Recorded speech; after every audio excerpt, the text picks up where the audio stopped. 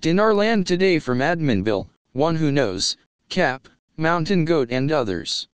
From ADMINBILL, good morning early birds.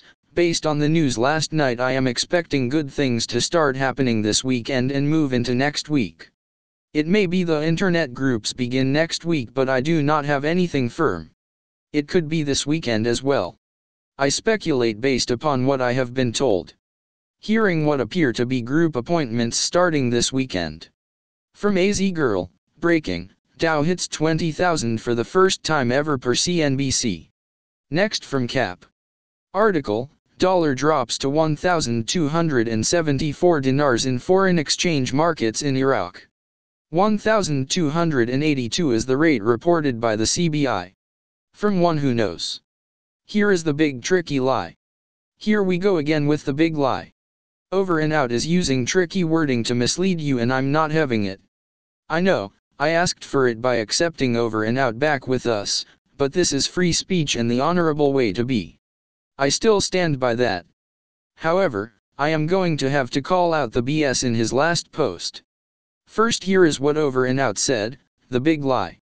If you are merely online debating your thoughts and hold currency and not part of a legitimate group, you will be exchanging as a sole unit in the public window.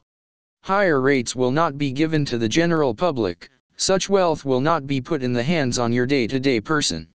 I know this is hard to believe if you have been led to think otherwise, but this is one of the things we talk about all the time and is a well-known fact in the inner surroundings. I know large T2 and T3 groups and their payments are into the billions. The thoughts of your day-to-day person exchanging Zim for trillions will not happen. This you can be completely sure of, regardless of whatever humanitarian business plan you may have. Now below is the same post with the rest of the information added. There is so much deception in the tricky wording, that really upsets me. It is so easy to tell that it was worded just right, so that the facts were right, but the inference was a lie. See for yourself. Big tricky lie. If you are merely online debating your thoughts and hold currency and not part of a legitimate group, you will be exchanging as a sole unit in the public window. This is true. We are in the public window, in that we exchange after the rates are on the screen and the CGR is fully going. We, the ones who are paying attention, will be given access to 800 numbers S, which will lead to private individual exchanges at the very high rates, based on our project ideas. So says Bruce, Yosef, Tank, Zora, Veritas, and Fisher. Big tricky lie. Higher rates will not be given to the general public. Such wealth will not be put in the hands on your day-to-day person. This is also true, but it means the key word, general public. That is the tricky lie part. We are not considered the general public.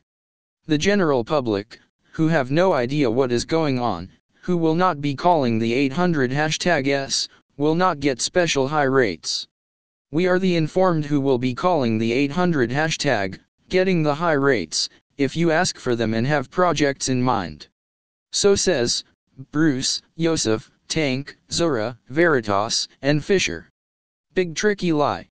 I know this is hard to believe if you have been led to think otherwise, but this is one of the things we talk about all the time and is a well-known fact in the inner surroundings.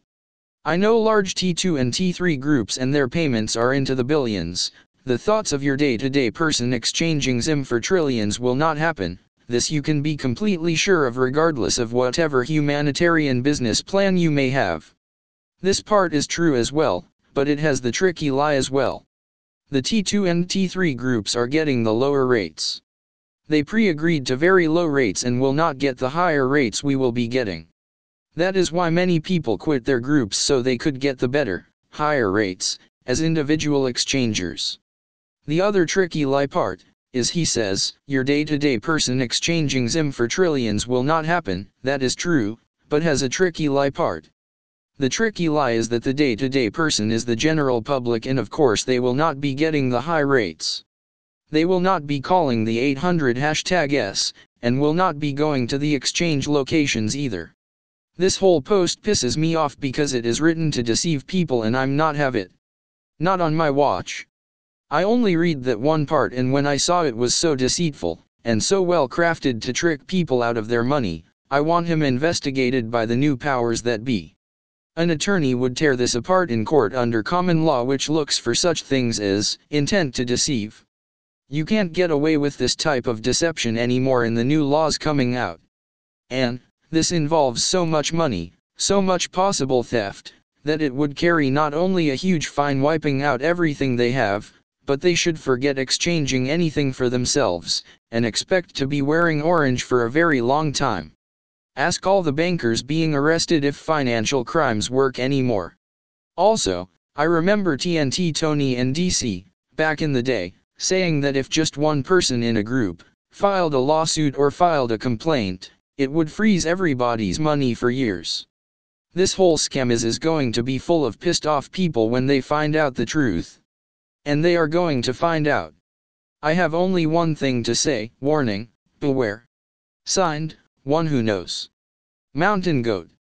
Quote, Class US site of the Iraqi currency dinar at the bottom of the strongest Arab currency arrangement.